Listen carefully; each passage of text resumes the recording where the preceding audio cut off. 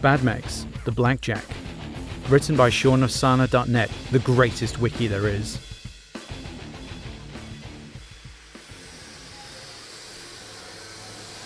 Why the hell do they have us stripping these relics anyway? Helen asked. It had only been a day since news came down from the college that NAIS would receive several Blackjacks for evaluation. But when Hans Davian made a proclamation, people tended to move fast. BattleTech engineering lead Jameson looked honestly surprised. You mean you didn't get the briefing? Or, I don't know, catch the 6 o'clock news? Helen rubbed an oily palm against her face, smearing a black line from ear to eye. I had a bit of a late night. You know what time of year it is, right? Helen glanced at the colourful flag on her toolkit. Jameson laughed. Of course, how could I forget? The family man moved to help the party girl with removing the Blackjack's knee assembly, taking the crane controls while he explained the situation. Some hotshot on Kosa 7 apparently used a lance of these things to take out an entire battalion of Dracs. Got himself a medal for his efforts from the big cheese himself. Cool. Helen grunted as she grabbed a piece of the Blackjack's kneecap and placed it on a waiting rack. Doesn't explain why I'm doing heavy labour with a hangover. Well, conventional wisdom is that Blackjacks are awful mechs that only survived the succession wars because nobody wanted to take them into battle. Yeah, something about brittle armour and then inherently unstable. Something like that, yeah. Jameson tapped the crane controls to bring the hook to the Blackjack's other knee. But with our young hotshot becoming a national hero in a BJ1, Hans is seeing an opportunity to build some national pride. He wants his best engineers to look at these old heaps and see if we can do something to fix them. That explains why you're here. It doesn't explain why I'm here so early. Jameson grinned. Somebody's got to do the heavy lifting around here. He ducked as Helen tossed a bundle of extracted Myanmar at his head. The rest of the unscheduled teardown went without incident, bar a few muttered curses and demands for ibuprofen to quell Helen's raging headache. Each part was meticulously categorised and evaluated, and each one was found to be totally without fault. Every armour plate removed seemed just as solid and sturdy as the armour you'd find on a brand new Enforcer, fresh off the Akener production lines. And while the Blackjack's feet might not have been as wide as a catapult's, Jameson's analysis couldn't find any problems with keeping the mech upright. By the time they were done, the sun was setting over the College of Military Science. Jameson was utterly flummoxed. I don't get it. There's nothing wrong with this thing. By all rights, it should manoeuvre at least as well as an Enforcer, and your impact tests prove there's nothing wrong with its armour placement either. Maybe it's a fluke, Helen said, wiping the sweat off her brow with a rag about as filthy as her coveralls. The other teams taking apart BJ1s are reporting the same thing. Ain't nothing broke to fix. Jameson spat. Hell, we have dozens, maybe hundreds of these things being used for training and security that could have been on the front lines this whole time. Well, no sense crying over underutilised battle mechs this late in the day, Helen announced as she threw her dirty rag in a nearby bin. Where do you think you're going? We got to put this thing back together, and I see a couple of light autocannons that could definitely be improved with the latest gen laser tech. Helen groaned. Oh, just let me get some coffee, you sadist.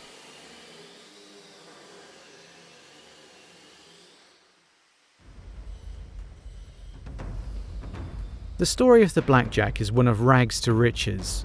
From a virtually forgotten mech by the end of the Star League, to a beloved workhorse designed by the time of the Fourth Succession War. In the mid-2750s, the Star League Defense Force requested a combination of anti-insurgency and fire support mech that could effectively quell uprisings in the occupied periphery. The original BJ-1X prototype satisfied this requirement with a pair of GM Flashpoint Flamers, several medium-class lasers, and a 45-ton chassis capable of manoeuvring over 85 kph. Although manufacturer General Motors found the prototype effective at counterinsurgency operations during testing, it proved woefully inadequate at providing fire support for ground forces. This led GM to replace the Flamers with light autocannons. However, this necessitated the reduction of the Blackjack's engine to a GM 180 capable of just 64 kph. Barely sufficient to keep up with Allied units in a running battle, but fast enough to support infantry and armoured vehicles. Satisfied with the BJ1 model, Starleague procurement handed GM an initial order for several hundred units in 2757. By all accounts, the Blackjack should have gone on to serve in the SLDF with distinction, if not unremarkable performance. But a flood of negative press claiming unsubstantiated manufacturing faults buried any positive reports from actual pilots. Everything from claims that the BJ-1's Starguard 2 armour was so brittle that entire panels fell off during combat, to accusations the Blackjack's feet were so narrow that pilots constantly had to correct the mech's stability to prevent it from falling over even at rest. No one knows where the sudden media blitz originated to this day, but most historians attribute these rumours to GM's competitors. The malicious media coverage worked, and despite having no proof, the Blackjack gained such a toxic reputation that the SLDF cancelled its order for the BJ-1 and GM was forced to halt production. All existing BJ-1s were sold to militia units or the armed forces of the Great Houses at a considerable discount. Most found their way to the Federated Sons and the Capellan Confederation, but only their love of autocannons gave the Blackjack much service within the AFFS. General Motors is no stranger to bad press. The company would survive the boondoggle and even the destruction of the Blackjack's production line on Cat Hill in 2796. The Blackjack, however, would spend centuries on the sidelines, considered by all to be a flawed mech only worthy of light combat, garrison duty and armed training. This perhaps explains why so many Blackjacks survived the succession wars, despite so few having been produced. The Blackjack might have remained an underutilised and unloved mech were it not for the Battle of Kwangchow IV in 3022. There, a single lance of NAIS cadets piloting Blackjacks held off nearly a battalion of Curitan light mechs, mostly comprised of Wasps and Stingers, under the charge of Tai Mercer Revenant, now notorious for his largely ineffective Charge of the Horde tactic. Cadet Michael Obudo is credited for arranging the Blackjacks in his command in a defensive posture that leveraged the mech's exceptional range to focus fire on individual DCMS mechs before they could close in with the NAIS cadre. When they did, the Blackjack's medium lasers shredded the damaged light mechs, sending them into a full retreat. Once word of his victory reached New Avalon, First Prince Hans Davian invited Obudo to receive his commendation as well as a promotion to the 8th Deneb Light Cavalry. At the same time, Hans ordered all existing BJ-1s to undergo examination for frontline duty. FedSun engineers were astounded to learn that despite a poor reputation spanning centuries, all technical claims against the Blackjack were false. The mech was sturdy, well armoured and perfectly balanced. The only criticism Mech Warriors had was its light autocannons being less useful against larger targets, a critique that Hans immediately ordered solved with updated variants. The original BJ-1 came armed with 4 medium lasers, 2 40mm Whirlwind L autocannons, and a single extra heatsink to deal with the additional heat load. A GM-180 engine propelled the design up to 64 kph, with 4 Whitworth Jetlift jump jets providing additional mobility. The BJ-1DB replaced the light autocannons, a ton of armour and 2 medium lasers, with 2 large lasers and 6 additional heatsinks, providing the mech with sufficient firepower at the expense of some range and protection. The BJ-1DC instead removes the jump jets to add 2 small lasers and 1 additional heatsink.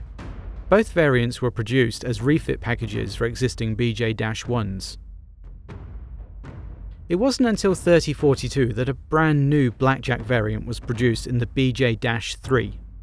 Utilising rediscovered double heatsink technology, the BJ-3 was armed with 2 Series Arms Smasher PPCs and 4 medium lasers.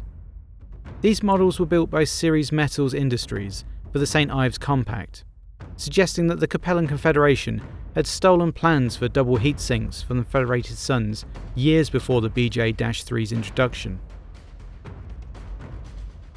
General Motors didn't produce a new Blackjack variant until the BJ-2.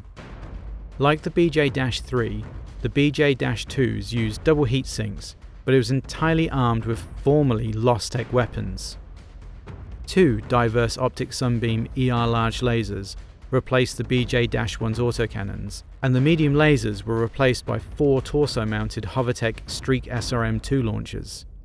Initially, BJ-2s were refits of existing BJ-1s, but entirely new BJ-2 chassis were produced from 3054 onward by Talcott until GM lost the factory during the Jihad. The BJ-2 would become so popular that Luthien Armour Works contracted Ceres Metals to acquire the plans for the BJ-2, which it then used to create the Blackjack Omni-Mech. The BJ-2-0 in 3057 increased to 50 tons. The primary configuration mirrored the original Blackjack's primary armament, with 4 medium lasers and Ultra AC-5s, offering significantly more firepower than the 40mm whirlwinds of the BJ-1. 4 machine guns also offered vastly improved anti-infantry capabilities. LAW would produce other variants of the BJ-2-0 and sell these Omnipod kits to Irion Technologies, General Motors and Ceres Metals.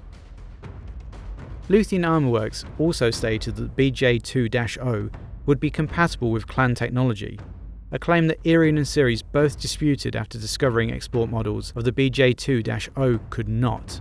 It was later discovered that only LAW-produced BJ-2-0 models were compatible with Clantech.